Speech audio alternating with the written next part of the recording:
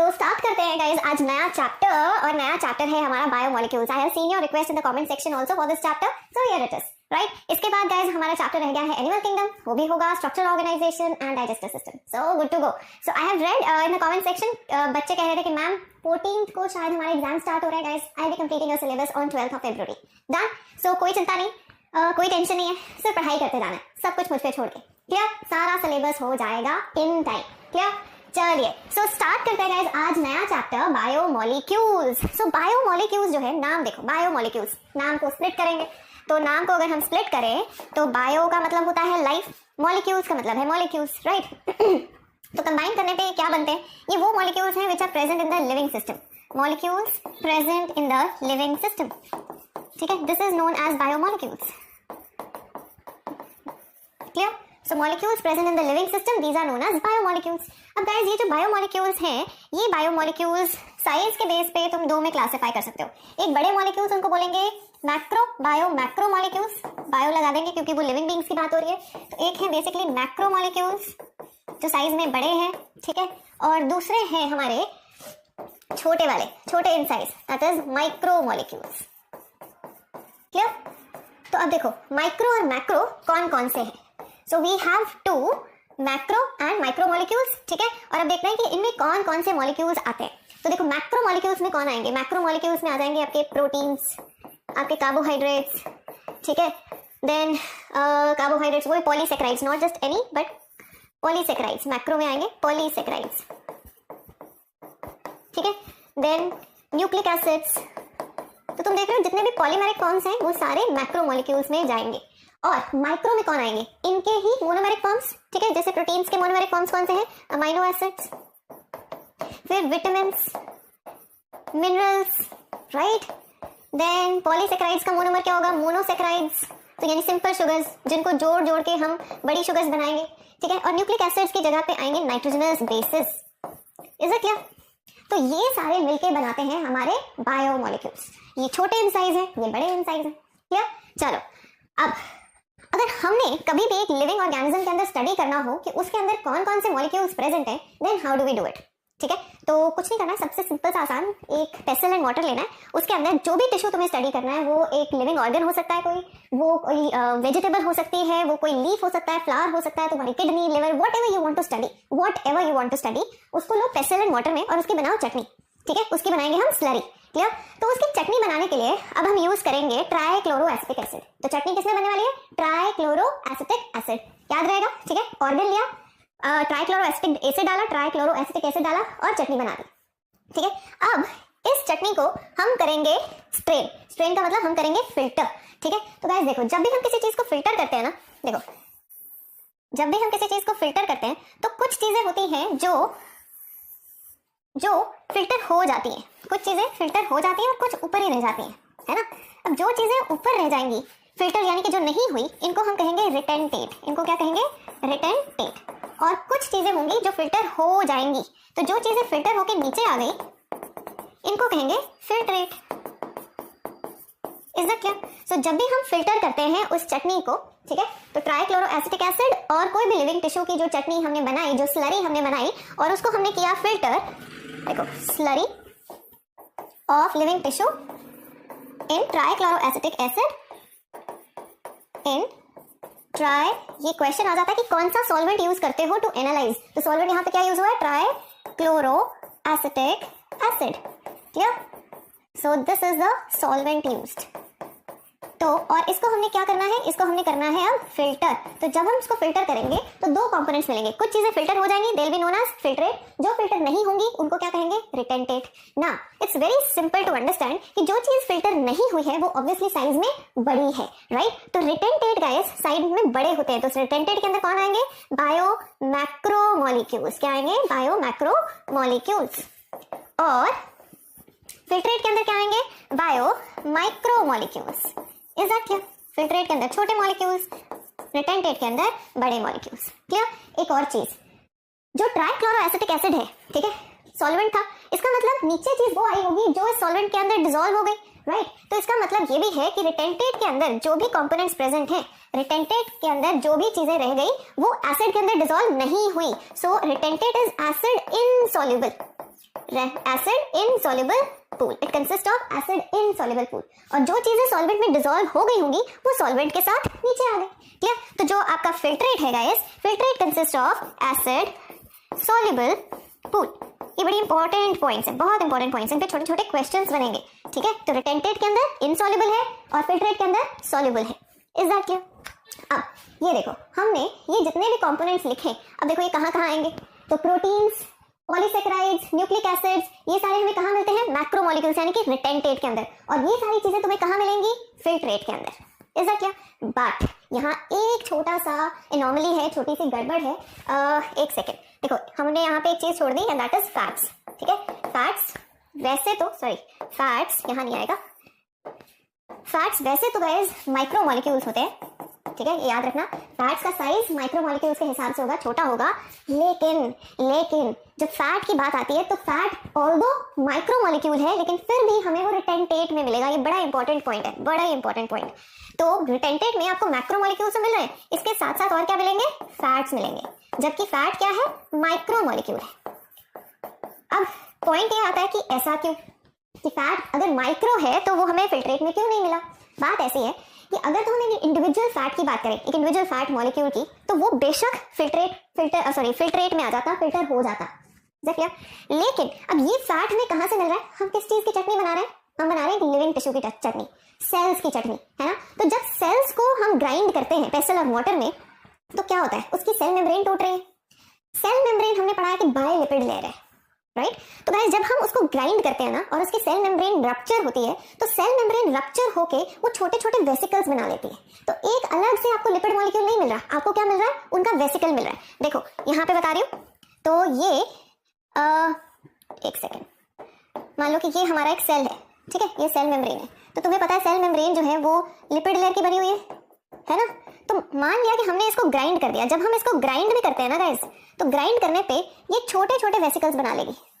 तो ये lipid membranes टूटने पे छोटे छोटे वेसिकल्स बना लेती है। एक लिपिड मॉलिक्यूल तो बेशक नीचे आ जाता, लेकिन ये जो वेसिकल्स हैं, ये ओवरऑल वेसिकल्स का साइज बड़ा रह जाता है, इसलिए वो हमें किसके साथ मिलते हैं? मैक्रोमोलिक्यूल्स के साथ।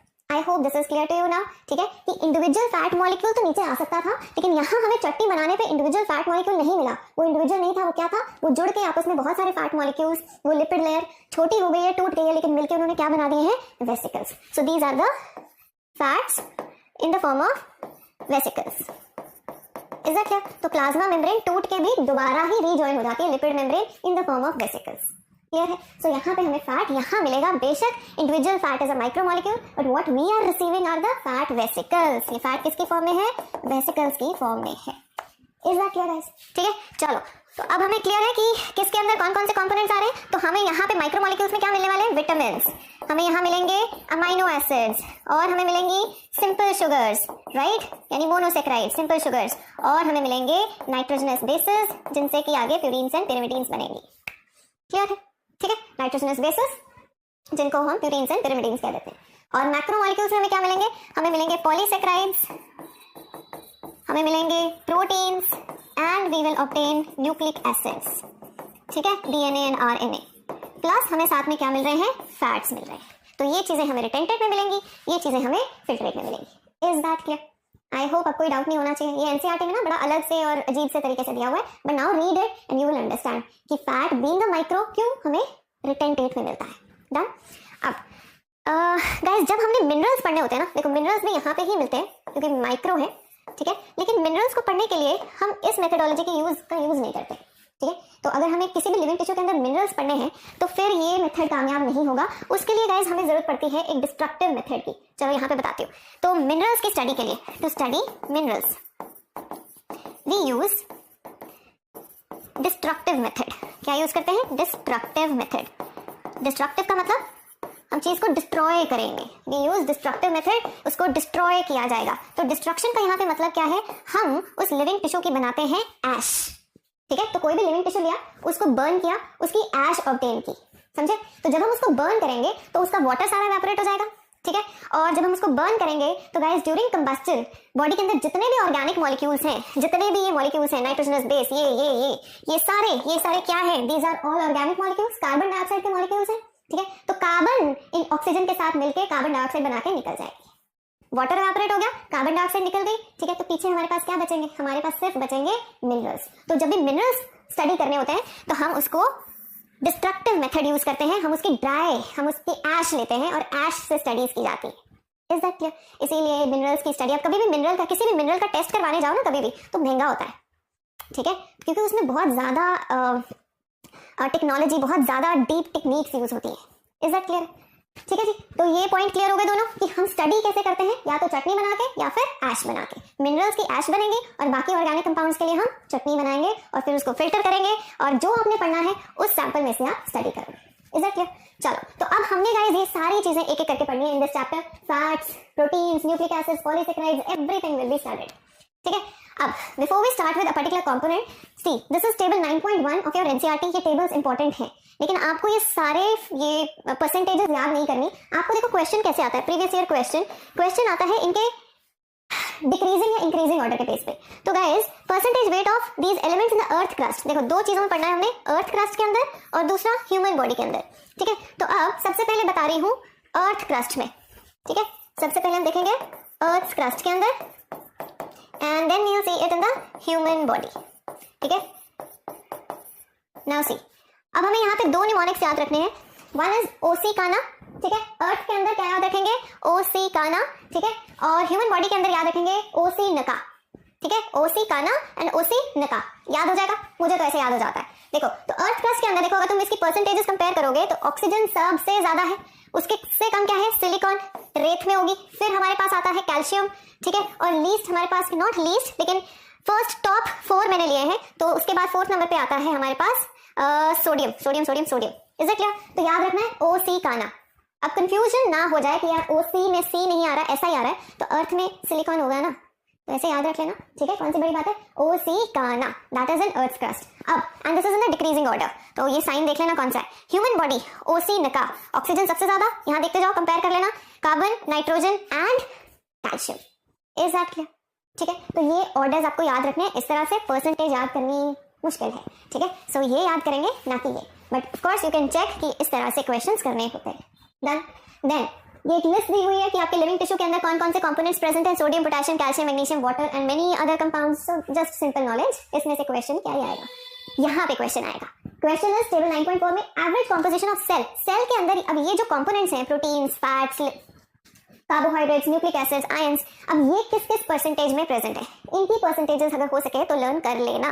ठीक है, ऑर्डर मैं याद करवा देती हूँ। ऑर्डर लर्न करने के लिए गाइस हमारे पास है, देखो सबसे ज्यादा तो पानी होगा ना, ये तो फैक्ट मानते हैं, हमारी बॉडी मेनली पानी की बनी हुई है। ठीक है, उससे कम अब याद रखने के लिए पिनाकली, PI ना कली, ये देखो। ठीक है, प्रोटीन सबसे ज्यादा, वाटर तो सबसे आगे है ही है, उसके बाद प्रोटीन से उससे कम हमारे पिनाकली, सॉरी ये तो हमने गड़बड़ कर दी, ये देखो, सॉरी, देखो पी प्रोटीन्स, उसके बाद हमारे पास है न्यूक्लिक एसिड्स, ना कार्बोहाइड्रेट्स और लिपिड से भी कम है हमारे आयंस, ली। ठीक है, तो पिनाकली, तो इस तरह से याद रखने हैं। वाटर सबसे आगे रहेगा, फिर उससे कम प्रोटीन्स हैं, फिर हमारे एनएमीज न्यूक्लिक एसिड्स हैं, ठीक है, then carbohydrates, then lipids and last में आता है हमारा ions. Is that clear guys?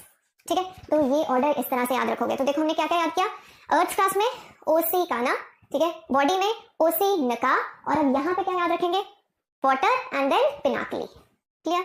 ठीक है, आज इस चैप्टर में ना हम थोड़े से निमोनिक्स करके जाने वाले हैं। इस चैप्टर को याद करने का तरीका ये है, और क्या कर सकते हैं, कुछ तो रट्टा मारना पड़ेगा, और इतना रट्टा मारने के लिए mnemonics they are always helpful. ठीक है, तो आप भी अपने निमोनिक्स शेयर करना मेरे साथ इन the comment section, I will actually read it out in the class नाम के साथ। ठीक है, so make things easy for yourself, for each other and make them playful. ठीक है ना, क्योंकि इस चैप्टर में तो रट्टाफिकेशन है भाई, इसमें कॉन्सेप्ट्स भी हैं और बहुत सारी रट्टाफिकेशन है। So always share in the comment section कि तुमने ये चीजें कैसे लर्न की। डन, चलिए आगे गाइस। अब ये जितने भी हमने कंपोनेंट्स पढ़े हैं, अमीनो एसिड्स, प्रोटीन्स, लिपिड्स, इनको हम क्लासिफाई कर सकते हैं इन 2 कैटेगरीज। यानी कि एक लिविंग ऑर्गेनिज्म के अंदर जो जो चीजें प्रेजेंट हैं, जितने भी मेटाबोलाइट्स हैं, देखो यहाँ पे टर्म क्या है, मेटाबोलाइट। मेटाबोलाइट मींस जो भी हमारे अंदर ड्यूरिंग मेटाबॉलिज्म बन रहा है, तो वो मेटाबोलाइट्स को हम 2 कैटेगरीज में डिवाइड कर सकते हैं, प्राइमरी एंड सेकेंडरी। क्लियर? अब प्राइमरी मेटाबोलाइट्स वो होते हैं, समझ लो पहले, फिर हम इनके डिफरेंसेस भी देखेंगे, बहुत इंपॉर्टेंट टॉपिक है ये। सो गाइस, प्राइमरी मेटाबोलाइट्स वो होते हैं जिनके बगैर हमारी बॉडी सस्टेन नहीं कर सकती, जिनके बगैर हम सर्वाइव नहीं कर सकते। ठीक है, और वो हमारी बॉडी के लिए बहुत ज्यादा इंपॉर्टेंट है for our survival, for normal body functions उनकी बहुत ज्यादा अहमियत है। Is it clear? तो एक बार रिपीट करते हैं, मेटाबोलाइट्स जो मेटाबॉलिज्म के दौरान बन रहे हैं। अब प्राइमरी मेटाबोलाइट्स क्या है? जिनके बगैर बॉडी सर्वाइव नहीं कर सकती, एक ऑर्गेनिज्म सर्वाइव नहीं कर सकता, क्योंकि उन मेटाबोलाइट्स की नॉर्मल फंक्शनिंग के लिए बहुत ज्यादा जरूरत है। जैसे कि सोचो, कार्बोहाइड्रेट्स चाहिए हमें, बिल्कुल चाहिए, अमाइनो एसिड्स चाहिए, प्रोटीन्स चाहिए, लिपिड्स चाहिए, न्यूक्लिक एसिड्स चाहिए, विटामिन चाहिए, इजंट इट, मिनरल्स चाहिए। तो ये सारे किस कैटेगरी में जाएंगे? प्राइमरी। ठीक है, अब आते हैं सेकेंडरी। अब तुम सोचोगे तो ऐसी तो कोई भी चीज नहीं है जो हमारी बॉडी को चाहिए ना हो, बिल्कुल है। ह्यूमंस या एनिमल्स की बॉडी में ऐसा डेफिनेटली कुछ नहीं बनता जो जरूरी ना हो। ठीक है, और अगर वो जरूरी नहीं है तो टॉक्सिक होगा तो उसको बॉडी से निकाल देते हैं। डन। अब प्लांट्स ऐसे हैं कि ड्यूरिंग मेटाबॉलिज्म कुछ ऐसी भी चीजें बनाते हैं जो उनके लिए वेस्ट हो सकती है। ठीक है, प्राइमरी तो प्लांट्स के अंदर भी बनेंगे और एनिमल्स के अंदर भी, बट सेकेंडरी की बात कर रही हूँ। तो हमारे अंदर गए सेकेंडरी मेटाबोलाइट्स नहीं बनते। ठीक है, सेकेंडरी मेटाबोलाइट्स होते क्या है? सेकेंडरी मेटाबोलाइट्स ऐसी चीजें होती हैं जो ड्यूरिंग मेटाबॉलिज्म बन तो जाती हैं, लेकिन वो ऑर्गेनिज्म को खुद के सर्वाइवल के लिए नहीं चाहिए। समझे? और प्लांट्स और माइक्रो ऑर्गेनिजम्स ऐसी बहुत सारी चीजें बनाते हैं जो उन्होंने बना तो दी, लेकिन उनके अपने सर्वाइवल के लिए उसकी कोई इंपॉर्टेंस नहीं है। वो हम लोग यूज करते हैं फॉर ह्यूमन वेलफेयर या फिर इकोलॉजिकल इंपॉर्टेंस हो सकती है। देखो कैसे? सो सी, एग्जांपल्स पे सीधा आ रही हूँ। ठीक है, तो देखो, alcohol, amino acids, nucleic acids, vitamin, minerals, nucleic acids हो गया, ठीक है, कार्बोहाइड्रेट्स, प्रोटीन्स, इन सब की प्लांट को जरूरत होगी for survival. These are all very very important for the survival, for body की basic metabolic reactions, normal growth, development, reproduction. इनका एक डेफिनेट रोल होता है मेटाबॉलिज्म में। They are essential for growth and development. ठीक है, now coming on to the secondary metabolites. They are produced by plants, fungi and microbes, but not as essential part of metabolic pathway. तो metabolism के लिए एक essential, इनका essential होना, sorry, they are not essential. ठीक है, इनकी importance नहीं है, ये साइड प्रोडक्ट्स होते हैं। जैसे साइड हीरोज, साइड हीरोइंस होती है ना, कि अगर वो नहीं भी होंगी तो काम चल सकता है ना, ऐसे ही होते हैं।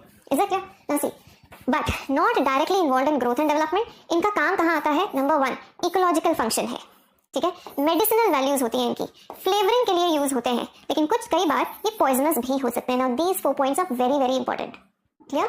सो एग्जांपल्स देखो, pigments like anthocyanin, alkaloids like morphine, ये सारे ड्रग्स जितने हमें मिलते हैं ऑर्गेनिज्म से, जो एंटीबायोटिक्स हम ऑब्टेन करते हैं, रबर ऑब्टेन करते हैं, गम्स ऑब्टेन करते हैं, तो ये सारे क्या हैं? ये सारे हैं सेकेंडरी मेटाबोलाइट्स। अब सोच के देखो, रबर हमें पता है प्लांट से ऑब्टेन होती है, उसके लेटेक्स से, रबर प्लांट के लेटेक्स से, है ना। अब अगर वो लेटेक्स प्लांट के खुद के लिए इतना इंपॉर्टेंट होता है उसके सर्वाइवल के लिए, तो जब हम उसमें कट लगा के लेटेक्स निकालते हैं तो plant would have died, but plant doesn't die, right? Why? Because वो उसका एक सेकेंडरी मेटाबोलाइट है। बट यस, उसको कट लगाने का एक तरीका होता है कि उसका जो इंपॉर्टेंट टिश्यूज है, उसका जो जाइलम एंड फ्लोएम है, वो डैमेज ना हो जाए। So it requires a lot of technicality to put that particular cut, ताकि रबर का लेटेक्स उसमें से फ्लो करता रहे लेकिन प्लांट भी डिस्ट्रॉय ना हो। But latex is not required by the plant for its survival. Is it clear? So such products are known as secondary metabolites. Now guys, this table is again super duper important. ठीक है, इसमें से questions बनते हैं बहुत सारे। देखो, पहले तो तुम्हें ये क्लियरली याद हो, पिगमेंट्स कौन कौन से हैं, अल्कलॉइड्स कौन कौन से हैं, ये एज सच तुम्हें याद होने चाहिए। टर्पेनॉइड्स कौन से हैं? ये देखो, मॉर्फिन एंड कोडीन, ये ड्रग्स हैं, राइट? एसेंशियल ऑयल्स होते हैं ना, rose oil, lavender oil, lemongrass oil, so many. Then toxins, अर्बिन एंड रिसिन। ये रिसिन गाइस मिलता है हमें कैस्टर से, कैस्टर, आरंडी। ठीक है, इससे फॉडर बनता है, इसके सीड्स में से हम ये ऑयल निकाल सकते हैं, ये टॉक्सिन। और तुमने अगर सुना हो कि इसका एक छोटा सा ड्रॉप तो बहुत बड़ी होती है, इसका पिंच भी जो है ना, that can actually kill us, cardiac arrest कर देता है। आई डोंट नो तुमने देखा है, मैंने शर्लक होम्स में भी देखा था कि किसी की डेथ हो रही है with the help of ricin. Movies में, सीरियल्स में कई बार दिखाते हैं रिसिन का रोल। ठीक है, बट इट इज क्वाइट खतरनाक। तो प्लांट के अंदर बन जरूर रहा है, लेकिन प्लांट को इसकी जरूरत नहीं है।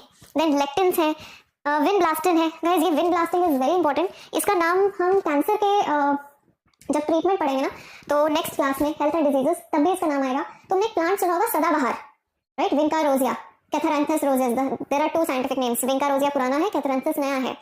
सो सदाबहार आपने अपने घरों के आसपास देखा होगा, तो उस सदाबहार से हम ये निकालते हैं विनब्लास्टिन। यहाँ लिख रही हूँ सदाबहार। And this vinblastine is such a potent drug for the cancer treatment. Blood cancer के ट्रीटमेंट में इसका यूज किया जाता है, ब्लड कैंसर के ट्रीटमेंट में। ठीक है, इसी तरह से कुरकुमिन हल्दी से निकलता है, ठीक है, टर्मरिक से। And then polymeric substances like gums, rubber and cellulose. So plant को इन चीजों की खुद के सर्वाइवल के लिए जरूरत नहीं होती। But remember, #animals do not produce any secondary metabolite. ठीक है, animals do not produce any secondary metabolite. ये कौन प्रोड्यूस करते हैं? सिर्फ plants, fungi and microbes. Only by plants, microbes and fungi. Is that clear? Animals produce नहीं करेंगे। हो गया? ठीक है, चलो। सो अब ये बहुत इंपॉर्टेंट बातें कर ली और अब हम एक एक करके ऑर्गेनिक कंपाउंड्स पढ़ना शुरू करेंगे जो बायोमोलिक्यूल्स हैं, जो लिविंग ऑर्गेनिज्म बना रहे हैं। ठीक है, स्टार्ट करें। तो गाइस स्टार्ट करते हैं अमीनो एसिड्स। पता नहीं, मैं हमेशा अमीनो एसिड से स्टार्ट करती हूँ, मुझे स्पेशल प्यार है इस टॉपिक से। सिंपल सा क्यूट सा टॉपिक है। ठीक है, सो लेट्स गेट स्टार्टेड। देखो, नाम पहले समझ लेते हैं। ठीक है, हम हमेशा नाम से स्टार्ट करते हैं। यू नो, शेक्सपियर ने कहा था what is the name what you call rose will something something, मैं भूल गई, शेक्सपियर बहुत साल पहले पढ़ा था, बट उसने कहा था व्हाट इज द नेम। भाई नाम में सब कुछ है ना। नाम हमारी आइडेंटिटी होती है, नाम हमारी पर्सनालिटी होती है। अब जरा हम आज अमीनो एसिड्स की पर्सनालिटी देखते हैं। ठीक है, तो अमीनो एसिड, इसके नाम में इसकी पर्सनालिटी पता लग जाती है। पर्सनालिटी ये है कि इसके अंदर अमीनो ग्रुप भी होगा, NH2 ग्रुप, ठीक है, और एसिडिक ग्रुप भी है, COH। अब ये दो चीजें होने की वजह से और इसके अंदर पर्सनालिटी ट्रेट्स क्या है, लेट्स सी। देखो पहले इसका स्ट्रक्चर देखते हैं गाइस। अमीनो एसिड, ठीक है, तो हम अमीनो एसिड को बोलते हैं सब्स्टिट्यूटेड मीथेन। देखो मीथेन का क्या होता है, CH4, right, this is methane, right. अब मीथेन को सब्स्टिट्यूट कर दिया, यानी कि मीथेन के अंदर ये जो हाइड्रोजन्स हैं उसको हमने सब्स्टिट्यूट कर दिया। ठीक है, 3 हाइड्रोजन्स को हमने सब्स्टिट्यूट किया है, एक को हमने ऐसे ही रहने दिया। तो एक हाइड्रोजन की जगह पे अमीनो ग्रुप आ गया, दूसरे हाइड्रोजन की जगह कार्बोक्सिलिक ग्रुप आ गया, एंड थर्ड हाइड्रोजन की जगह पे एक साइड चेन रहेगी, ये एक वेरिएबल ग्रुप होगा, ये एक वेरिएबल ग्रुप होगा। यानी कि जितने भी दुनिया में अमीनो एसिड्स हैं, जितने भी लिविंग सिस्टम के अंदर अमीनो एसिड्स हैं, उन सब अमीनो एसिड्स में फर्क कहाँ पे आता है, सिर्फ इस एरिया में। बाकी हर एक अमीनो एसिड में amino group, hydrogen and carboxyl, ये कॉमन पॉइंट्स होंगे, ये कॉमन ग्रुप्स होंगे। सो जितना भी डिफरेंस क्रिएट होना है वो कहां से क्रिएट होना है, इस साइड चेन से, इस वेरिएबल ग्रुप से, and it is denoted as R। Is it क्या? एंड दिस इज NH2, ठीक है, and this is COH carboxylic group. Done. So this is the structure of amino acid, and now you understand why we call it substituted, क्योंकि methane के group methane के structure में ही हमने 3 hydrogens को substitute कर दिया है with different groups. Is that clear? अब यहाँ पे गाइस ये जो कार्बन है, this carbon is known as alpha carbon या कायरल कार्बन, है ना। अब अल्फा कार्बन क्या होती है? अल्फा कार्बन वो होती है जिसमें C के आसपास सारे डिफरेंट ग्रुप्स हो। So alpha carbon with all 4 different groups, isn't it? All 4 different groups around carbon. एक तरफ माइनो, एक तरफ हाइड्रोजन, एक तरफ carboxyl, and then the variable group. ठीक है, तो अब जितना भी डिफरेंस क्रिएट होना है, जितने भी अलग अलग तरह के अमीनो एसिड्स बनेंगे, वो किसकी वजह से बनेंगे, इस वेरिएबल ग्रुप की वजह से। ठीक है, चलो एक और पर्सनालिटी ट्रेट देखो। तो पर्सनालिटी ट्रेट के लिए चलो हम पर्सनालिटी ट्रेट अभी देखते हैं एक और। अब देखो साइड चेन के वेरी करने से हमारे पास बहुत सारे अमीनो एसिड्स हैं गाइस, अराउंड 300 से 400 अमीनो एसिड्स आर नोन। ठीक है, 300 से 400 different amino acids are known in the living system. अब वो सारे डिफरेंस किसने क्रिएट किया है, इस R ग्रुप में। ठीक है, नाउ सी हियर, अब यहाँ पे अगर R की जगह पे एक और हाइड्रोजन आ जाए तो ऐसे अमीनो एसिड को क्या कहेंगे, glycine, and this is the simplest amino acid, this is the simplest amino acid. ठीक है, अगर R की जगह पे CH3 आ जाए, CH3 मीथाइल, तो अमीनो एसिड क्या कहलाएगा, एलानीन। और अगर यहाँ पे R की जगह पे CH2OH आ जाए तो ये क्या कहलाएगा, सीरीन। बात समझ में आ रही है? ये सारे आपके एनसीईआरटी में दे रखे हैं, तो हमें सारे नाम तो नहीं लर्न करने, लेकिन जो एनसीईआरटी में नाम दे रखे हैं उनके फॉर्मूले हमें आने चाहिए। Is that clear? ठीक है, चले आगे। अच्छा चलो यहाँ पे एक और चीज बताती हूँ।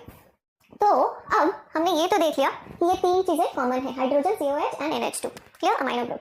हमने ये भी कहा कि जितनी भी वेरिएशन है वो उस R ग्रुप की वजह से होगी। क्वेश्चन कैसे कैसे आएंगे, number 1, so which of the following is the R group in alanine, और आपको 4 अलग अलग ग्रुप्स दे देंगे, और एलानीन के अंदर R ग्रुप की जगह पे क्या होना चाहिए, मीथाइल। तो ये चीजें तुम्हें पता हो। Done, okay. और क्या आ सकता है, और हाँ, अब इसी R ग्रुप के बेस पे इसकी ये पर्सनालिटी भी डिसाइड होगी कि ये एसिडिक है, ये बेसिक है, या फिर ये न्यूट्रल है, ये अल्कोहलिक है, ये सल्फर कंटेनिंग है, एक्सेट्रा एक्सेट्रा एक्सेट्रा। ठीक है, अब जैसे यहाँ पे तुम देख रहे हो सीरीन, सीरीन में R क्या है, R is CH2OH, right? So this OH is the alcoholic group. तो सीरीन एक alcoholic amino acid होता है. It is alcoholic amino acid. Is that clear? ठीक है, तो सब नेचर किसने डिसाइड करना है, अमीनो एसिड की जो पर्सनालिटी है वो कौन डिसाइड करता है, कौन डिटरमिन करता है, R ग्रुप डिटरमिन करता है। इतना क्लियर हुआ? ठीक है, चलो अब बहुत इंपॉर्टेंट इसकी पर्सनालिटी का पॉइंट, कि अमीनो एसिड्स इकलौते मॉलिक्यूल्स हैं, बायोमॉलिक्यूल्स हैं जो ज्विटर आयन फॉर्मेशन कर सकते हैं। क्या कर सकते हैं, ज्विटर आयन। ठीक है। Now see what does zwitter mean. Zwitter का मतलब होता है हाइब्रिड, ठीक है। ज्विटर जर्मन लैंग्वेज से लिया गया वर्ड और इसका मतलब होता है हाइब्रिड, ठीक है। नाउ सी गाइस, जब भी हम किसी चीज को आयनाइज करते हैं, ऑन आयनाइजेशन, तो दो तरह के आयंस बनते हैं, या तो वो पॉजिटिव आयन बनेगा या वो नेगेटिव आयन बनेगा, है ना। अब डिपेंड करता है कि क्या चीज, कौन सा ग्रुप इसका आयनाइज हो रहा है। सी हमारे अमाइनो एसिड के पास दो ग्रुप्स हैं, NH2 group, amino group and the carboxylic group, right. Now it depends upon the solution, कैसे सॉल्यूशन में तुम रख रहे हो कि कौन सा उसका ग्रुप आयनाइज होगा। मान लो अगर उसका NH2 ग्रुप आयनाइज होता है तो हमारे पास ये पॉजिटिव रेडिकल बनेगा, यानी NH2 ग्रुप आयनाइज हो रहा है इसमें, तो ओवरऑल रेडिकल क्या बन रहा है, पॉजिटिव रेडिकल, या फिर इसको हम क्या कहेंगे, acidic radical, it is acidic, ठीक है। अगर COH आयनाइज हो रहा है तो क्या बन रहा है हमारे पास, basic radical, clear. We don't call it ion really, है ना, तुमने केमिस्ट्री में पढ़ा होगा आयन और रेडिकल में डिफरेंस, आयन एक एटम का होता है। चलो, so proper term would be radical, तो ये बेसिक रेडिकल है, ये एसिडिक रेडिकल है, ठीक है। अब at the stage of equilibrium देखो क्या कमाल हुआ, at the stage of equilibrium दोनों ग्रुप्स साइमल्टेनियसली आयनाइज हो गए हैं, तो एक ऐसा रेडिकल बना है जिसके ऊपर दोनों चार्जेस हैं, पॉजिटिव भी और नेगेटिव भी। अब ऐसी निराली चीज तुम सिर्फ अमाइनो एसिड्स में देख सकते हो कि साइमल्टेनियसली एक रेडिकल के ऊपर पॉजिटिव चार्ज भी है और नेगेटिव चार्ज भी, अदरवाइज या तो पॉजिटिव होता है या नेगेटिव होता है, लेकिन इसके केस में पॉजिटिव और नेगेटिव एक साथ आते हैं at equilibrium, at the stage of equilibrium. अब ऐसा जो रेडिकल बनता है, ऐसा जो आयन बनता है, इसको हम बोलते हैं zwitter ion, which carries both positive and negative charge simultaneously. Is that clear guys? ठीक है, तो ये खासियत किसमें है, सिर्फ और सिर्फ अमाइनो एसिड में। गाइस बहुत इंपॉर्टेंट पॉइंट है, explain the zwitter ion formation in amino acids, आपको स्कूल के एग्जाम्स में आ सकता है या फिर एग्जाम नीट में भी आ सकता है। Which of the following molecule shows the zwitter ion formation, तो आपको ऑप्शन दे देंगे amino acids, proteins, carbohydrates, nucleic acids, answer would be amino acids. आपको आइडेंटिफाई करने के लिए आ सकता है which of the following is the structure of zwitter ion, तो कई तरह से यहाँ पे क्वेश्चन बनेगा, ठीक है। It's a very important point about amino acids, clear. अब इसका मतलब अमाइनो एसिड को गाइस हम एम्फोटेरिक नेचर का बोल सकते हैं। इससे हमें एक और चीज पता लगती है, क्या पता लगती है कि amino acids are amphoteric in nature, right, are amphoteric. तो एम्फोटेरिक का मतलब तुम समझते हो, एसिडिक भी एक्ट कर सकता है, बेसिक भी, डिपेंड करता है सॉल्यूशन पे, या तो वो पॉजिटिव भी बना लेगा, नेगेटिव भी बना लेगा, और इक्विलिब्रियम पे ज्विटर आयन भी बनाएगा। So this shows amino acids are amphoteric in nature. Done. चलो, अब यही अमाइनो एसिड्स जुड़ जुड़ के बनाते हैं proteins. So amino acids are the monomeric units, मैंने स्टार्टिंग में एक लाइन लिखी हुई थी, see they are the basic units to form, यहाँ पे क्या आएगा, to form proteins. Proteins are the polymers, और यही क्या है, amino acids, these are the monomers, these are the monomers, क्या। अब ये मोनोमर्स यानी कि सिंगल यूनिट, ठीक है, यही अमाइनो एसिड जुड़ जुड़ के क्या बना देते हैं, प्रोटीन, ठीक है। तो अब देखो, so amino acid 1, amino acid 2, amino acid 3, amino acid 4 and so on, तो ये क्या बनता जाएगा, एक पॉलीपेप्टाइड चेन बनेगी। नाउ अंडरस्टैंड, देखो पहली चीज तो ये कि सिमिलर अमाइनो एसिड्स नहीं जुड़ने वाले, ठीक है। तो जो प्रोटीन होता है वो हेट्रोपॉलीमर होता है गाइस। प्रोटीन क्या होता है, हेट्रोपॉलीमर। हेट्रोपॉलीमर का मतलब कि जो उसके मोनोमेरिक यूनिट्स हैं वो डिफरेंट है, अमाइनो एसिड्स डिफरेंट है सारे, A1 A1 A1 A1, अगर ऐसे होता तो वो होमोपॉलीमर कहलाता, बट प्रोटीन्स क्या होते हैं, हेट्रोपॉलीमर्स, क्लियर। नाउ सी कि अमाइनो एसिड्स आपस में जुड़ेंगे कैसे, देखो स्ट्रक्चर बनाते हैं, देखो NH2 C COOH, ये R1 ले लेते हैं क्योंकि एक अमाइनो एसिड है, और इधर H, ठीक है। अब आगे बनाएंगे हम अगला, अब यहाँ पे NH2 को मैं ऐसे लिख सकती हूँ HNH, right, then again COOH, the other one would be R2 and then H, right? Let's write one more. So again NH2 को मैं HNH लिख सकती हूँ, right? COOH and R3 and then H. Clear guys? अब देखो, जब भी monomers जुड़ते हैं उनमें कंडेंसेशन होती है, these are condensation reactions, dehydration reactions, क्योंकि यहाँ पे वाटर मॉलिक्यूल का लॉस होगा। तो यहाँ पहले अमाइनो एसिड का COH और अगले अमाइनो एसिड का अमाइनो ग्रुप आपस में इंटरेक्ट करते हैं, तो जब भी इनकी इंटरेक्शन होगी तो COH अपना OH देगा और अमाइनो ग्रुप अपना हाइड्रोजन कंट्रीब्यूट करता है, और ये बन जाता है water molecule H2O। Is it clear? इसी तरह से इस अमाइनो एसिड का OH और अगले अमाइनो एसिड का अमाइनो ग्रुप का H कंट्रीब्यूट करेगा and it will form water, ठीक है। तो इस तरह से हुआ क्या, देखो इस तरह से हुआ ये कि NH2CCO, ठीक है, R1 एंड H, और अब बीच में बन रहा है बॉन्ड, तो यहाँ ये वाटर मॉलिक्यूल निकल गया, ठीक है, ये OH और H, ये बॉन्ड बीच में बन गया and this will form a chain, अब देखो यहाँ पे बॉन्ड्स बनते नजर आ रहे हैं, ठीक है, ये बॉन्ड बना, ठीक, और अगेन क्या रह गया हमारे पास, NH, COH, H and R3। ये गाइस क्लियर हुई बात। तो यहाँ से वाटर मॉलिक्यूल के लिए, वाटर मॉलिक्यूल में फॉर्मेशन देखो कैसे हो रही है, OH is contributed by CO of the previous amino acid and H is contributed by the amino group of the succeeding amino acid। Water molecule निकला, तो यहाँ पे गाइस ये जो बॉन्ड बन रहा है, this bond is known as peptide bond, this is known as peptide bond, ठीक है। तो अमीनो एसिड्स के बीच में बनता है पेप्टाइड बॉन्ड, ठीक है, इसीलिए अमीनो एसिड्स की चेन को हम बोलते हैं पॉलीपेप्टाइड चेन, क्योंकि उसमें बहुत सारे पेप्टाइड बॉन्ड्स बनते हैं। ये पेप्टाइड बॉन्ड हो गया, ये पेप्टाइड बॉन्ड हो गया, तो अमीनो एसिड्स को जोड़ के क्या बनेगी, हमारे पास बनेगी polypeptide chain, polypeptide chain. Is that clear? ऐसी चेन जिसमें पॉलीपेप्टाइड बॉन्ड्स है, poly means many peptide bonds are present. अब पेप्टाइड बॉन्ड की फॉर्मेशन कैसे हुई है ये भी तुम्हें पता लग गया। पेप्टाइड बॉन्ड की फॉर्मेशन हुई है बाय वाटर का removal, by removal of water, ठीक है, रिमूवल ऑफ वाटर, और जिसमें OH contributed by COH of first amino acid, first का मतलब पहला amino acid, and H contributed by NH2 of next amino acid। Is it clear? So इस तरह से बनता है पेप्टाइड बॉन्ड। ये क्वेश्चन आता है आपको स्कूल के एग्जाम्स में, कैसे बनेगा, तो you have to explain everything. Is that clear? ठीक है, तो बड़ी तसल्ली से आराम से हम पढ़ रहे हैं, क्लियर, क्योंकि मुझे पता है तुम्हें इस चैप्टर लगता है और बोरिंग भी लगता है, थोड़ा सा डिफिकल्ट लगता है, बट डिफिकल्ट अब नहीं लग रहा होगा, I am sure. Let me know in the comment section whether it is easy or not now। Clear? चलो, तो ये है पेप्टाइड बॉन्ड। तो पेप्टाइड बॉन्ड की गाइस देखो, पेप्टाइड बॉन्ड की का फॉर्मूला क्या है, this is peptide bond CONH, this is another peptide bond. Is it clear? अब देखो, अगर आपको कोई कहे कि पेप्टाइड बॉन्ड्स कितने बनेंगे, तो बताओ, यहाँ पे एक अमीनो एसिड था, दूसरा और तीसरा, दो अमीनो एसिड्स के पीछे एक पेप्टाइड बॉन्ड बन रहा है ना, तो पेप्टाइड बॉन्ड का नंबर हमेशा 1 less than the total number of amino acids. ये भी कह सकते हैं, देखो, number of peptide bonds is equal to number कितना होगा, n is equal to A-1। A क्या है, total number of amino acids जितने आपने लिए। तो जैसे यहाँ पे हमने 3 अमीनो एसिड्स लिए, तो पेप्टाइड बॉन्ड्स कितने बने, 2। क्या? तो कई तरह से यहाँ से क्वेश्चन बन सकते हैं। See, this is all NCERT, है ना। चलिए आगे पढ़ते हैं। So now we will come on to classification of proteins. No, not classification of proteins. This is classification of amino acids. Amino acids की क्लासिफिकेशन देखते हैं पहले, ठीक है। चलो, अब अमीनो एसिड्स को सबसे पहले तो हम क्लासिफाई इस बेस पे कर सकते हैं, कई बेसिस पे चीजों को क्लासिफाई किया जा सकता है ना। सबसे पहले हम क्लासिफिकेशन देखेंगे उसकी कॉम्पोजिशन के बेस पे, ठीक है। नाउ सी, हमें बेसिक फॉर्मूला पता है अमीनो एसिड का कि एक तरफ R होता है, एक तरफ H होता है, एक तरफ NH2 होगा और एक तरफ COOH होगा, क्लियर? ओके, अब सारी पर्सनालिटी ऑफ अमीनो एसिड किस पे डिपेंड करती थी, जल्दी सोचो, किस पे डिपेंड करती थी, R ग्रुप पे, ठीक है। तो अब इसकी कॉम्पोजिशन के बेस पे अगर हम उसको एसिडिक, बेसिक या न्यूट्रल कह रहे हैं, तो देखो किसके बेस पे कहेंगे, R ग्रुप के बेस पे। This is on the basis of R group, right. Now see, neutral का मतलब, नाउ अंडरस्टैंड, जो बेसिक स्ट्रक्चर वो क्या है, R NH2 and COH।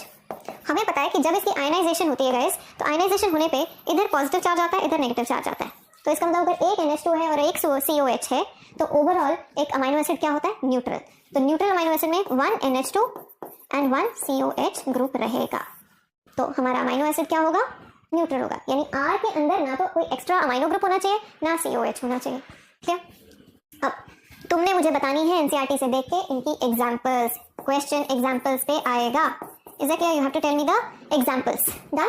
Now basic, अब देखो बेसिक में क्या होगा, तो बेसिक में ऐसा होगा कि देखो ये तो है ये NH2 H and COH, right. अब जो R है ग्रुप, देखो बेसिक होने के लिए एक एक्स्ट्रा पॉजिटिव चार्ज आना चाहिए, है ना। तो R के साथ अगर कोई एक्स्ट्रा NH2 ग्रुप अटैच हो जाए, तो ओवरऑल हमारा अमीनो एसिड का नेचर क्या हो जाएगा, बेसिक हो जाएगा। Is it clear? तो अगर R के साथ NH2 है, तो ओवरऑल नेचर उसका क्या हो जाएगा, बेसिक, ठीक है। Again you have to tell me the examples.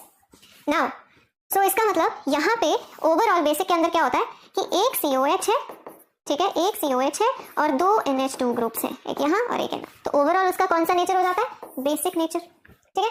अब उल्टा यहाँ पे हो जाएगा कि एक NH2 है और R ग्रुप में एक एक्स्ट्रा COH ग्रुप आ जाएगा, तो ओवरऑल नेचर उसका क्या हो जाएगा, acidic. So see, it is COH, right, H, this is NH2, और अब R ग्रुप में एक एक्स्ट्रा COH लगा हुआ है, तो ओवरऑल उसका नेचर कैसा हो जाता है? एसिडिक। Is it clear? तो अब इसके नाम याद करने बड़े इजी हैं, इनके नाम के पीछे ही आता है एसिड। इनकी एग्जांपल बताऊंगी मैं, अस्पार्टिक एसिड, ठीक है, ग्लूटामिक एसिड, तो याद करना ही बड़ा इजी है कि नाम के पीछे ही एसिड रहेगा। These examples, this you have to tell me in the comment section. Is that clear? अब इसके अलावा भी हम R ग्रुप के बेस पे और भी क्लासिफिकेशन कर सकते हैं, ठीक है। अच्छा, उससे पहले मैं तुम्हें बताती हूँ क्वेश्चन कैसे आएगा। देखो, क्वेश्चन आएगा कि आपको एक भयंकर सा मॉलिक्यूल दे देंगे। चलो यहाँ पे बताते हैं। तो देखो, भयंकर सा मॉलिक्यूल दे देंगे जैसे कि CH, NH2, COOH and R में कुछ भी लिखा हुआ है, CH2, CH2, CH2, ठीक है, एंड देन लास्ट में लिख देंगे CH, NH2। अब बताओ कि ये जो अमाइनो एसिड है ये किस नेचर का होगा? Find it out, find it out, pause करके जरा सोचना, ठीक है। तो अब देखो, या इसका तो मैं फर्क नहीं पड़ता, ये तो न्यूट्रल हो गया, ठीक है। इसी का नेचर देखना ना, तो देखो ये हमारा R ग्रुप है, R ग्रुप के अंदर क्या एक्स्ट्रा आ रहा है? NH2, तो ओवरऑल नेचर इसका क्या हो जाएगा? बेसिक। तो इस तरह से यहाँ पे क्वेश्चंस आएंगे। Is that clear? ठीक है, चलो अब ये है आपके पास table. Fine, so in this table we have classified these amino acids. लो, तुम्हारा काम तो मैंने बहुत आसान कर दिया। मैं तो चाहती थी कि तुम आंसर्स दो, बट ना, हियर इट इज। देखो, न्यूट्रल में कौन से आएंगे? ग्लाइसिन, जो सिंपलेस्ट है, alanine, valine, leucine, isoleucine. Acidic में अस्पार्टिक एसिड, ग्लूटामिक एसिड, इसी तरह से स्पैराजीन है, ग्लूटामीन है, ठीक है। अब गाइस, हर एक अमाइनो एसिड का ना सिंबल होता है, उसी के पहले 3 लेटर्स को जोड़ के हम बना देते हैं उसका सिंबल, ठीक है। 3 लेटर्ड एब्रीविएशन, इसको सिंबल नहीं, इसको एब्रीविएशन बोलेंगे। एब्रीविएशन सिंबल उसका सिंगल लेटर का होता है और ये अलग अलग होंगे, तो आपको लर्न नहीं करने हैं, but just good to know, ठीक है। तो एब्रीविएशन उनकी पहले 3 लेटर से बनती है। अब देखो, next is basic, lysine and arginine. Fine, अब और भी तरह से क्लासिफाई किया जा सकता है, आई told you, based on the components, based on कि उसका R ग्रुप कैसा है। तो देखो, सल्फर कंटेनिंग कौन कौन से हैं? सो वी हैव यहाँ पे 2 लिखे हैं, I tell you the third one also. It is cysteine, cystine, cysteine and methionine. अब स्पेलिंग ध्यान से देखना, इसमें स्पेलिंग में CYSTEIN है और TIN, यहाँ पे E मिसिंग है, so this is known as cystine, ठीक है, this is known as cysteine. कुछ सेम भी बोल देते हैं, कोई प्रॉब्लम नहीं है, लेकिन just to differentiate I call it cysteine, this is cystine, ठीक है। और ये तीनों ही सल्फर कंटेनिंग होते हैं। अब इनको याद रखने का निमोनिक क्या है? इनको याद रखने का निमोनिक है CMC। क्या है? CMC, Christian medical college. But आपके लिए क्या है? सिस्टीन, मिथ्योनिन एंड सिस्टाइन, ठीक है। तो CMC याद करेंगे हम सल्फर के लिए, याद हो जाएगा।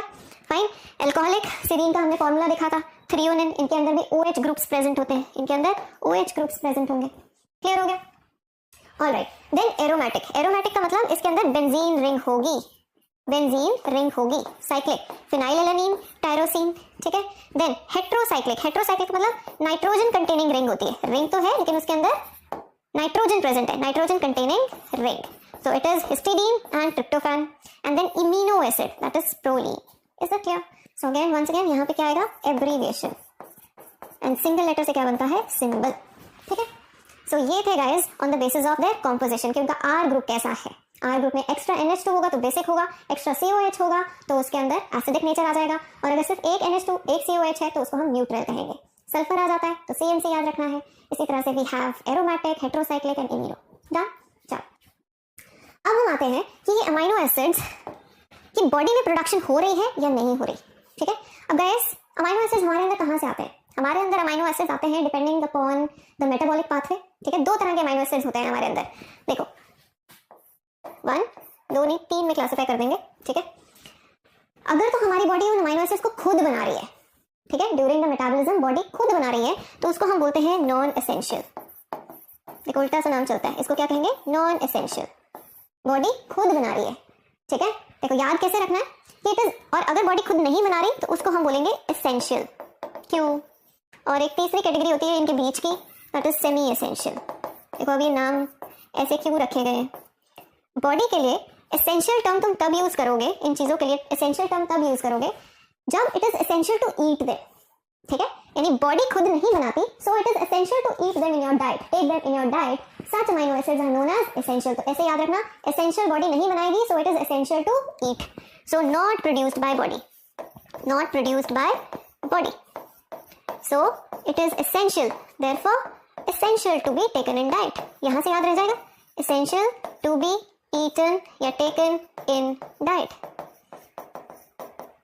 क्लियर हुआ? उल्टा चलेगा यहाँ पे, it is produced by body, right? Body produce करती है, तो इसलिए not essential to be taken, not essential to be eaten. ठीक है. अब सेमी बीच के बाद, यानी कि बॉडी प्रोड्यूस करती है लेकिन बहुत स्लो रेट पे. ठीक है. रिक्वायरमेंट ज्यादा है, प्रोडक्शन स्लो हो रही है, तो थोड़ा तुम्हें खाना भी पड़ेगा और थोड़ा थोड़ा बॉडी बनाती रहेगी. So produced at very slow rate, produced at very slow rate. So partially eaten, partially eaten मतलब ईटन इन स्मॉल अमाउंट्स. थोड़ा सा खाना पड़ेगा, बॉडी बाकी बना लेगी. Is that clear? I hope इतना तुम्हें क्लियर हो गया है ना, essential, non essential and semi essential. ठीक है. तो जो ये ईटन इन डाइट वाली बात है, तो तुम अमाइनो एसिड्स कैसे खाते हो? दालों के थ्रू, पल्सेस के through. Are you getting this?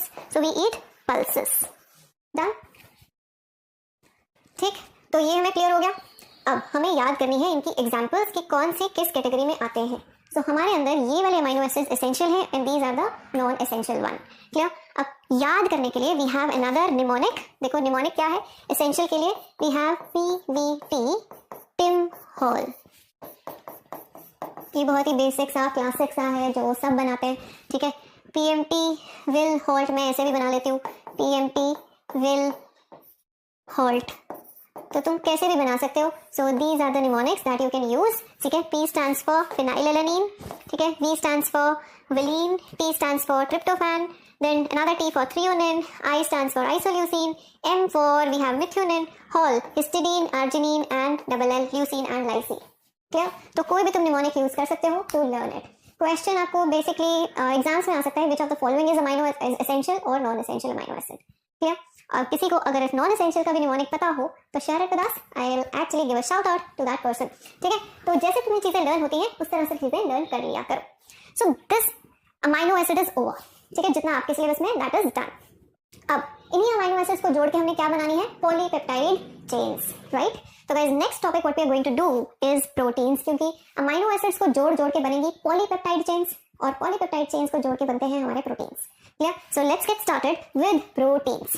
ठीक है. तो देखो सब जैसे हमने अमाइनो एसिड्स की पर्सनालिटी की बात की थी, राइट? कि वो एम्फोटेरिक हैं, वो ज्विटर आयन बनाते हैं, फिर उनका जो बेसिक पर्सनालिटी है वो R ग्रुप डिटरमिन करता है. Now let's talk about proteins. ठीक है. तो देखो proteins number 1 they are polymeric structures या polymers of amino acids. Second point, क्योंकि जुड़ने वाले जो अमाइनो एसिड्स हैं वो सारे डिफरेंट होते हैं, सो दे आर बेसिकली हेट्रोपॉलीमर्स. होमो नहीं होते, हेट्रोपॉलीमर्स होते हैं, because all amino acids are different. Clear? Third, जो प्रोटीन्स हैं they are very specific in nature at which they act. Specific in nature means specific temperature पे काम करेंगे एंड स्पेसिफिक pH इनके लिए रिक्वायर्ड होता है. अब जैसे हमारी बॉडी के जितने भी प्रोटीन्स हैं they all work at 37 degree Celsius, isn't it?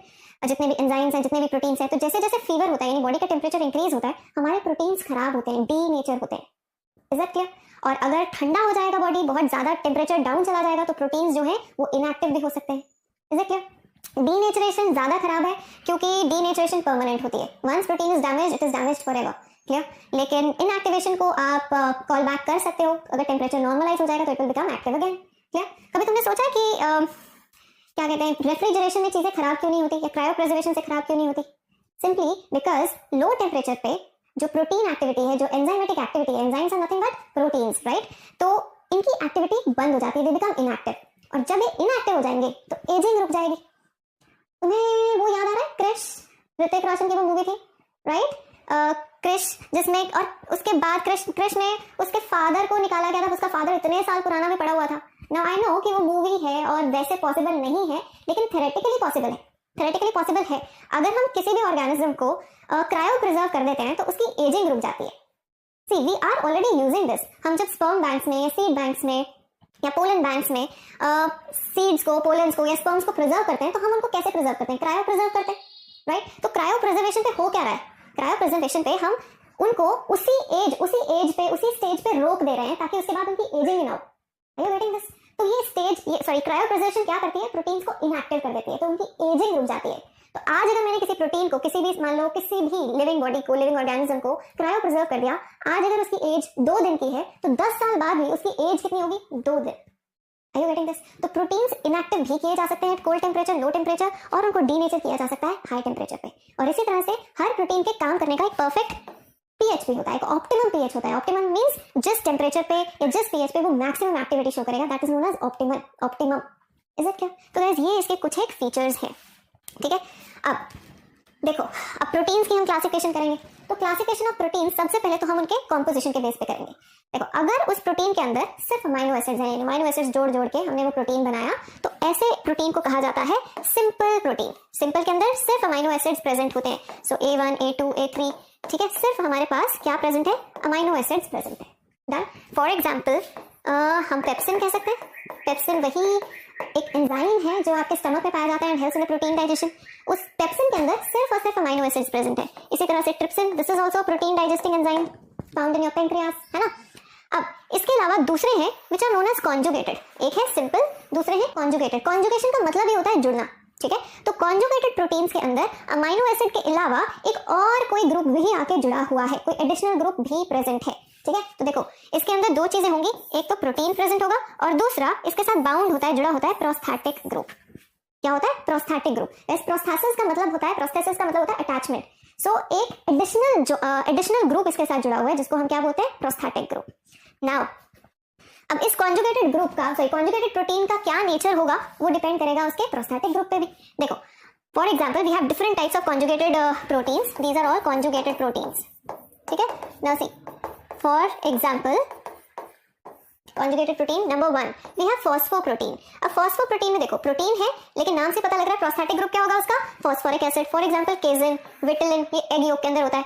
Glycoprotein, glyco में नाम से देखो प्रोस्थेटिक ग्रुप क्या होगा? कार्बोहाइड्रेट। न्यूक्लियो में न्यूक्लिक एसिड। क्रोमोप्रोटीन में chroma, chrome word is for pigment. Lipo में लिपिड। फ्लेवो में फैट, ठीक है, flavin, adenine and dinucleotide. Metalloproteins में मेटालिक आयन होगा।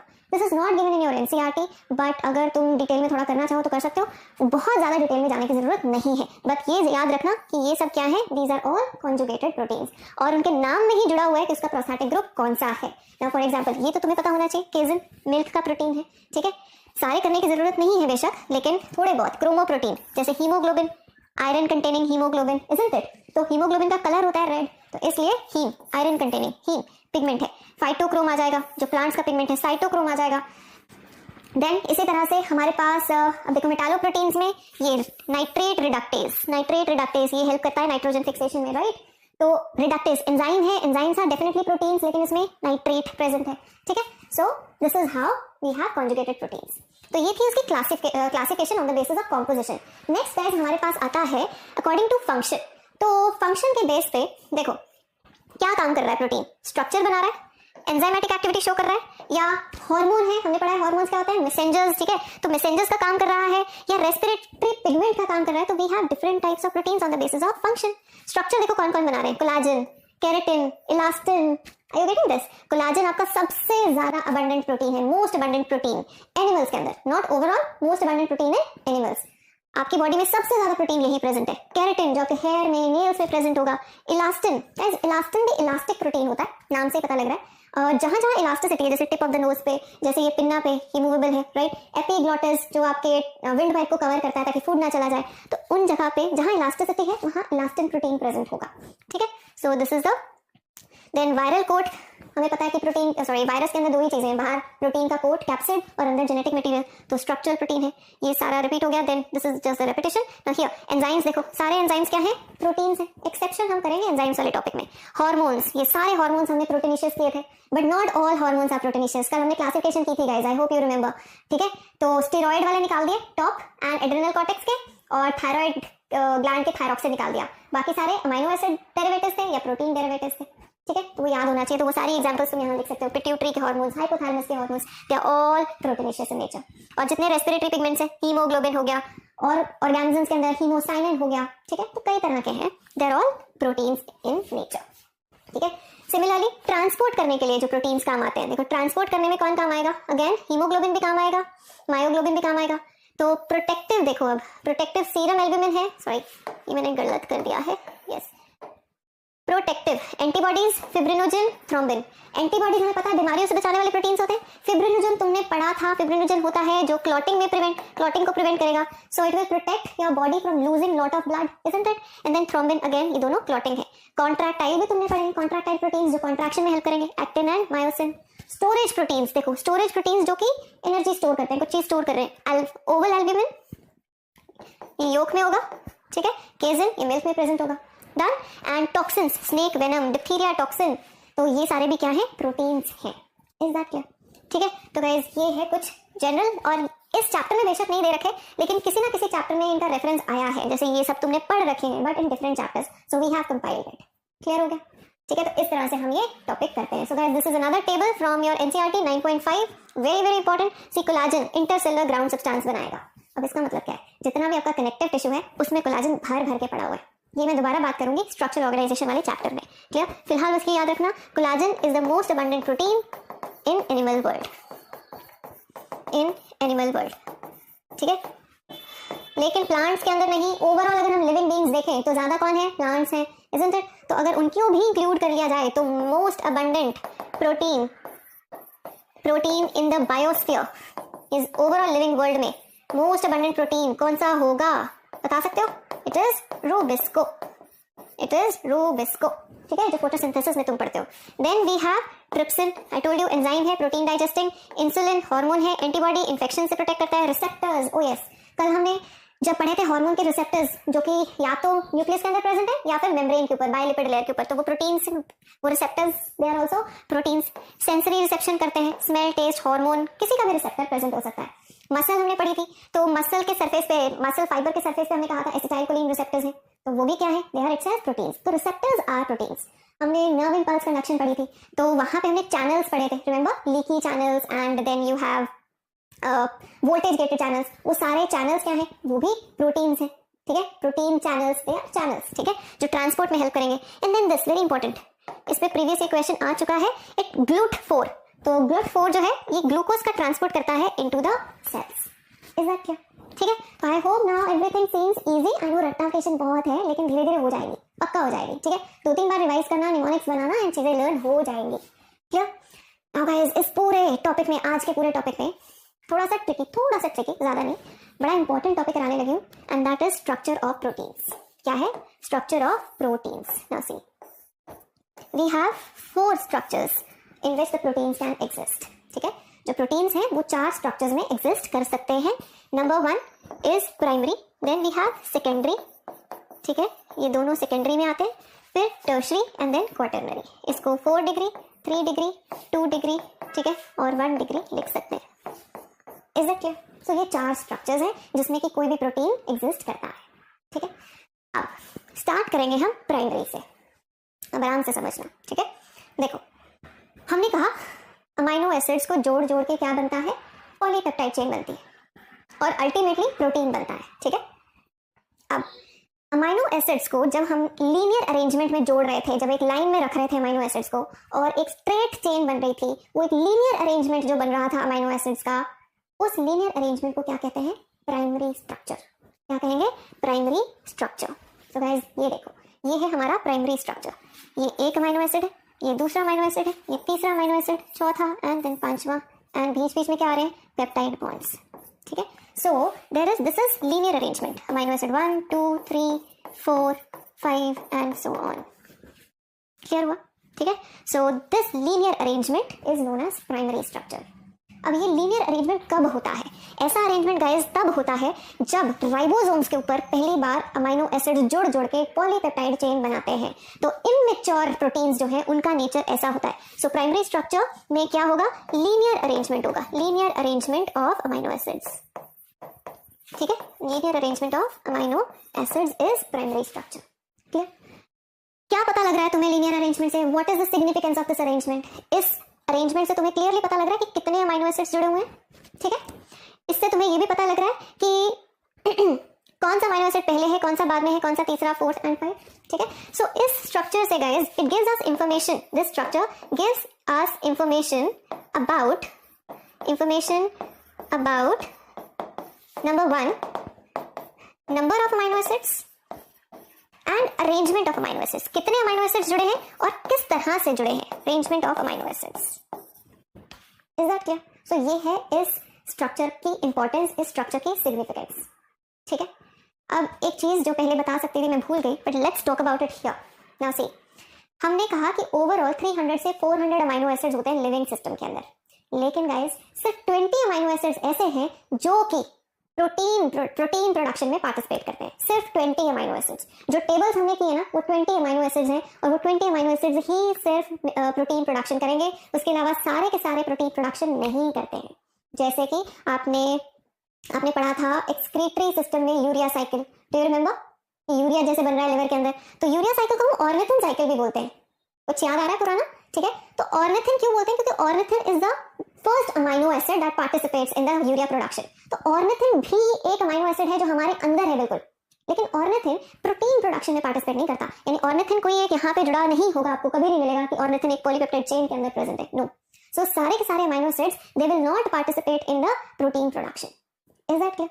तो सिर्फ कुछ एक हैं और कितने हैं? 20। ठीक है, now understand. So gives us information about number of amino acids and arrangement of amino acids. और ये इसकी एग्जांपल क्या है? इमैच्योर प्रोटीन्स जो बनते हैं formed in ribosome, formed in ribosome. Is that clear? So ये है immature proteins. Done? चलिए, अब इसके बाद guys हम आते हैं secondary structure पे। Alright, so now let's start with the secondary structure. देखो, अब secondary structure में क्या होगा? अमाइनो एसिड्स की एक जो लीनियर चेन बनी है, ठीक है, अब इसी चेन में कुछ ट्विस्ट ले लेना है। ठीक है, it is going to twist because of the molecular bonding, hydrogen bonding, intramolecular या इंटरमोलिकुलर हाइड्रोजन बॉन्डिंग होगी, और वही लीनियर चेन जो थी वो अब कुछ ट्विस्ट ले लेगी, कुछ टर्न्स ले लेगी, और बन जाएगा हमारा सेकेंडरी स्ट्रक्चर। तो यहाँ देखो, can you see this is our chain, this is amino acid chain, और इसने किस तरह से ट्विस्ट ले लिया है, कैसे टर्न्स ले रही है। तो ये देखो, ऐसा जो टर्न बन रहा है, ये सिर्फ स्ट्रेट चेन थी, लीनियर चेन थी, लेकिन अब उस तरह से ट्विस्ट हो गई है। तो अब इस स्ट्रक्चर को हम क्या कह देंगे? इस स्ट्रक्चर को हम बोलेंगे helical structure, and this is known as alpha helix. Is this clear? So this is the alpha helix. यही स्ट्रेट चेन अब इस तरह से घूम गई है जलेबी की तरह। ठीक है, तो अब ये क्या कहलाएगी? हमारा alpha helical structure. Done? Now see, दूसरा पॉसिबिलिटी क्या है कि हमारी जो इस तरह से पेप्टाइड चेन्स, पॉलीपेप्टाइड चेन्स, ये पॉलीपेप्टाइड चेन्स आपस में बाइंड हो जाएंगी। ठीक है, intramolecular hydrogen bonding again, and इनके बीच में भी हाइड्रोजन बॉन्ड्स बनते हैं, और ये बना देती हैं शीट्स। ये क्या बना देंगी? शीट्स बना देंगी। यहाँ पे शीट्स बनते हैं, यहाँ पे हेलिक्स बनता है। हेलिक्स समझते हैं? जैसे स्टेयरकेस जैसा स्ट्रक्चर, जलेबी जैसा, ऐसा। ठीक है, सो शीट्स बनेंगी और हेलिक्स बनेगा। इसको हम अल्फा हेलिक्स बोलते हैं, इसको हम बीटा प्लीटेड शीट्स बोलते हैं। It's not beta helix, it is known as beta pleated sheets. Beta pleated sheets. Clear? तो सेकेंडरी स्ट्रक्चर में गाइस हमारे पास दो मेन स्ट्रक्चर्स हैं, one is alpha helix and second is beta pleated. Clear? अब question आता है example पे। इसकी एग्जांपल क्या है? जैसे हमने प्राइमरी की बात की थी कि इमेच्योर प्रोटीन कोई भी बनता है तो उसका स्ट्रक्चर प्राइमरी होगा। अब इसकी एग्जांपल होती है केराटिन। ये वही प्रोटीन है जो आपके हेयर और नेल्स में मिलेगा। केराटिन का स्ट्रक्चर कैसा होता है? Alpha helical. और बीटा प्लीटेड में स्ट्रक्चर आएगा फाइब्रोइन का। Now fibroin is the silk protein. Fibroin is the silk protein. तो जो सिल्क हम पहनते हैं उसका स्ट्रक्चर इस प्रोटीन से बना होता है। This is the silk protein. क्या examples are super super important here. Next, अब सेकेंडरी में हमारे पास एक स्पेशल केस है कोलाजन का। तो गाइस कोलाजन का स्ट्रक्चर जो होता है वो भी सेकेंडरी स्ट्रक्चर होता है। अब इसमें है क्या? देखो, हेलिकल में क्या हुआ था? एक चेन थी जो इस तरह से जलेबी की तरह घूम गई। ठीक है, अल्फा हेलिक्स बन गया। कोलाजन में 3 स्ट्रैंड्स प्रेजेंट है, 3 पॉलीपेप्टाइड चेन्स हैं, और वो 3 चेन्स एक दूसरे के साथ परपेंडिकुलरली प्रेजेंट होती हैं। They are perpendicular to each other and they are twirled. ठीक है, तो मान लो कि 3 जलेबी एक साथ बन रही हैं, 3 स्टेयरकेसेस, 3 हेलिसेस एक साथ घूम रहे हैं, and that is the structure of collagen. Collagen वही जो आपके कनेक्टिव टिश्यू में है, जो मोस्ट अबंडेंट प्रोटीन है। Is it clear? यहाँ पे क्या होगा? यहाँ पे 3 हेलिसेस होते हैं, 3 helices which are perpendicular to each other. Perpendicular to each other. Perpendicular नाम बोलते ही ना मुझे गैंग्स ऑफ वासेपुर वाला परपेंडिकुलर याद आ जाता है, but anyways 3 helices perpendicular to each other. तुम्हें पता है वो गैंग्स ऑफ वासेपुर की स्टोरी परपेंडिकुलर ने लिखी थी? नहीं पता था? पक्का नहीं पता था? किसने लिखी थी फिर? चलो फाइंड आउट करना। एनीवेज अच्छी मूवी है, कभी कभी देख ली जा सकती है। So guys, next is tertiary structure. Tertiary structure होता है, अब अंडरस्टैंड करना बहुत इंपॉर्टेंट। देखो, लीनियर चेन सीधी, ठीक है, अमाइनो एसिड्स को जोड़ते गए, सीधी चेन को लीनियर स्ट्रक्चर बोल देंगे, प्राइमरी स्ट्रक्चर बोल देंगे। उसको जलेबी की तरह घुमा दिया तो सेकेंडरी स्ट्रक्चर बन गया। ठीक है, अब अगर उस लीनियर चेन को हमने 3 डायमेंशनली घुमा दिया, 3 डायमेंशनली, जैसे कि एक रिबन लिया और उसका हमने बॉल बना दिया, समझ रहे हो? जब 3 डायमेंशनल स्ट्रक्चर आता है तो उस 3 डायमेंशनल स्ट्रक्चर को हम बोलते हैं, 3 डायमेंशनल स्ट्रक्चर को हम बोलते हैं tertiary structure. It is a 3 dimensional structure. जो सेकेंडरी स्ट्रक्चर था, this is the 2D structure, 2D structure. Is it clear? So हम बात कर रहे हैं टर्शरी स्ट्रक्चर की। Tertiary is a 3D structure, समझ रहे हैं ना? 3D, इन तीनों डायमेंशंस में उसकी लेंथ, विड्थ एंड ब्रेथ होगी। तो it is like a ball of wool, it is like a ball of wool. यानी कि एक हमारे पास जो रिबन था, ये लीनियर स्ट्रक्चर था, इसको अब तुमने ऐसे कैसे भी 3 डायमेंशनली घुमा दिया, ठीक है? तो अब ये हमारा क्या बन गया है? ये हमारा बन गया है टर्शरी स्ट्रक्चर। अब guys, tertiary structure is very very important for the biological activity, very important for the biological activity of protein, very important for biological activity. Biological activity जैसे कि एंजाइम्स की एक्टिविटी होती है, for example enzymes. Is it clear? So ये बड़ा important point है। Enzymes हम specially discuss करेंगे 3rd लेक्चर में। आज हमने अमीनो एसिड्स, प्रोटीन्स डिस्कस किए हैं, कल हम carbohydrates, nucleic acids and lipids discuss करेंगे, and in the end we will be discussing about enzymes, separate topic, पूरा लेक्चर उसके लिए डेडिकेटेड है, ठीक है? लेकिन एक चीज आज ही याद रख लेना कि एंजाइम्स प्रोटीन्स होते हैं, ठीक है? और कौन सा स्ट्रक्चर होता है एंजाइम्स का? Tertiary structure. जब तक टर्शरी स्ट्रक्चर नहीं होगा, protein can not act like a enzyme. Is it clear? अब एंजाइम में देखियो पॉकेट्स होती है। एंजाइम क्या है? जो रेट ऑफ रिएक्शन को इंक्रीज कर देता है। तो इसके अंदर ना कुछ पॉकेट्स बनती है। देखो, मान लो कि ये पॉकेट बन गई, है ना? तो यहाँ पे आके शायद हमारा जो सबस्ट्रेट है वो बाइंड हो सकता है। तो ये जो पॉकेट बनी है, इस पॉकेट को हम बोलते हैं एक्टिव साइट। क्या बोलते हैं? Active site. So active site is a pocket, crevice, गड्ढा, pocket where substrate binds. Is it clear? So जब तक इसके अंदर ये पॉकेट्स नहीं बनती, और पॉकेट्स तब तक नहीं बनती जब तक उसका 3 डायमेंशनल स्ट्रक्चर नहीं होगा। तो जब तक पॉकेट्स नहीं बनेंगी तब तक बायोलॉजिकल एक्टिविटी ऑब्टेन नहीं होगी। Is it clear? रिवाइज करने क्विकली। तो बॉल्स को जोड़ते जाओ सीधा, प्राइमरी स्ट्रक्चर। उनको जलेबी की तरह घुमा दो, बॉन्डिंग करवा दो, इंट्रामोलिकुलर हाइड्रोजन बॉन्डिंग, तो सेकेंडरी स्ट्रक्चर। उसको 3 डायमेंशनली घुमा दो लाइक ए बॉल, कि उसमें कुछ पॉकेट्स बन जाए, तो वो हमारा टर्शरी स्ट्रक्चर। क्लियर? लेकिन अभी तक हम एक ही पॉलीपेप्टाइड चेन को घुमा रहे हैं, चाहे जलेबी की तरह, चाहे बॉल ऑफ वूल की तरह, but we are talking about single polypeptide chain. अब अगर हमारे प्रोटीन के अंदर एक से ज्यादा पॉलीपेप्टाइड चेन्स हैं, ठीक है? अगर हमारे प्रोटीन के अंदर एक से ज्यादा पॉलीपेप्टाइड चेन्स हैं, तो ऐसे प्रोटीन का स्ट्रक्चर होता है quaternary structure, 4D structure. Is that clear? 4 degree structure. Now see, ये किसका स्ट्रक्चर होगा? This structure is in case of proteins, case where protein is made up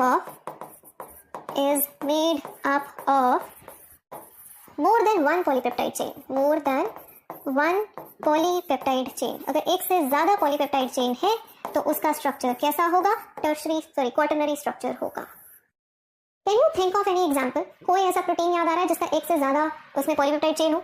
well, I can think of, जो हमने एक साथ पढ़ा था, दैट इज हीमोग्लोबिन, राइट? तो गाइस, हीमोग्लोबिन में हमने पढ़ा था कि 2 अल्फा चेन्स हैं, 2 बीटा चेन्स हैं, राइट? तो टोटल चेन्स कितनी है? 4 ग्लोबिन चेन्स हैं। तो हीमोग्लोबिन का स्ट्रक्चर कैसा होता है? क्वाटरनरी स्ट्रक्चर होगा। Is that clear? और हर एक चेन का, इसमें एक से ज्यादा पॉलीपेप्टाइड चेन है, ठीक है? और हर एक चेन का, हर एक पॉलीपेप्टाइड, पीपी पॉलीपेप्टाइड चेन का अपना primary, secondary and tertiary structure होता है। Each PP chain has its own primary, secondary and tertiary structure। यानी कि एक अल्फा चेन को मैं खोल दूंगी तो उसका अपना प्राइमरी स्ट्रक्चर है, जब तक वो हीमोग्लोबिन में प्रेजेंट है उसका टर्शियरी स्ट्रक्चर है। Are you getting this? ठीक है? तो ये होते हैं primary, secondary, tertiary structures. Balls लो, उनको एक धागे में पिरो दो, प्राइमरी स्ट्रक्चर। उसी धागे को अब घुमा दो, ठीक है, जलेबी की तरह, सेकेंडरी स्ट्रक्चर। उसको इतना घुमा दो कि भाई अब उसके बाद खोल ही ना सके, टर्शियरी स्ट्रक्चर। ठीक है? और अगर ऐसे 2-3 तुम स्ट्रिंग्स को लेके जोड़ देते हो तो quaternary structure. So these are the structures in which proteins can be found, and finally the time to announce the winners of the previous 2 burger quiz. So guys, first question tha, I am the hormone which regulates your routine activities and biological clock. Answer is melatonin and given by Snehlata Srivastava. Very good guys, and I've seen that you are quite active in the comment section also. I keep reading your comments. ठीक है guys, इसमें कुछ एक बच्चों ने गड़बड़ की थी, कईयों ने pineal gland लिख दिया, हार्मोन बताना था। ठीक है? Answer is melatonin. Second was I control the physical, mental, sexual development, even breathing rate, energy production so much। ठीक है? तो इसका आंसर क्या है? थायरॉक्सिन। कईयों ने एड्रेनालिन लिख दिया। ये गड़बड़ होती है जब हम जल्दी से सबसे पहले लास्ट में पहुंचते हैं सिर्फ अपना नाम देखने के लिए, है ना? सो चलिए, so this answer was given by Archita Jain. Excellent, so both girls. ठीक है? चलिए, और गाइस ये मैंने स्पेशली स्क्रीनशॉट लिया है कमेंट सेक्शन का। ठीक है? Sai Lakshmi so patience, so much patience, आपने पूरा एक्सप्लेन किया है। Addison's disease, Cushing syndrome, Conn's syndrome, ये किसी और ने नहीं किया था। सो वेरी गुड, ठीक है, hats off to you. So keep practicing like that, keep participating in the comment section, keep letting me know. और गाइस एक छोटी सी हमने कल गड़बड़ की थी। देखो एडिसन्स डिजीज में तो हमने पढ़ लिया कि हाइपोसिक्रेशन होती है, कुशिंग्स सिंड्रोम में हाइपर सिक्रेशन होती है। हमने शायद हाइपो लिख दी है। I was just going through the comments and I realize कि यहाँ पे हाइपर सिक्रेशन होगी कॉर्टिसोल की, ठीक है, तो ये थोड़ा सा चेंज कर लेना। और इसमें तो हमने ठीक ही लिखा था कि इसमें इंक्रीज होता है एल्डोस्टेरोन का। Is it clear? इसमें हाइपो होती है दोनों की, इसमें हाइपर है कॉर्टिसोल का। सो प्लीज करेक्ट दैट, ठीक है। चले, सो इसके बाद हार्मोन्स मैंने तुमसे पूछे थे कि कौन कौन से हार्मोन्स हैं, तो गाइस एक बार क्विकली चेक कर लेना। यहाँ पे एएनएफ आएगा, किडनी के दो हैं, एक है रेनिन और दूसरा है एरिथ्रोपोइटिन। एरिथ्रोपोइटिन आरबीसी प्रोडक्शन करवाएगा और ये रास मैकेनिज्म में पार्टिसिपेट करता है। और लिवर का होता है angiotensin, angiotensinogen in the inactive form. So हमने इन सब के बारे में पढ़ रखा है। डाइजेस्टिव हार्मोन्स जो हैं डाइजेस्टिव ट्रैक्ट के, वो हम पढ़ेंगे डाइजेस्टिव सिस्टम में। Clear? So guys finally it's time for the burger quiz of the day and the quiz for the day is question is who am I and the structure required by proteins for their biological activity. I know कि ये बहुत simple question है, पढ़ चुके हैं और तुमने पहले ही आंसर दे दिया होगा, ठीक है। चलो, सो guys this is the question. Great job for all of those who have answered the questions, चाहे वो पहले नहीं भी कर पाए, बट एनीवेज जरूरत है कि आप सही हैं, क्योंकि लास्ट में हमें बस एक मेडिकल कॉलेज चाहिए, इजंट इट? तो पढ़ते रहो and keep reading that NEET pill, अपनी स्पीड बढ़ाते रहो, keep practicing lots of questions and I will see you tomorrow once again.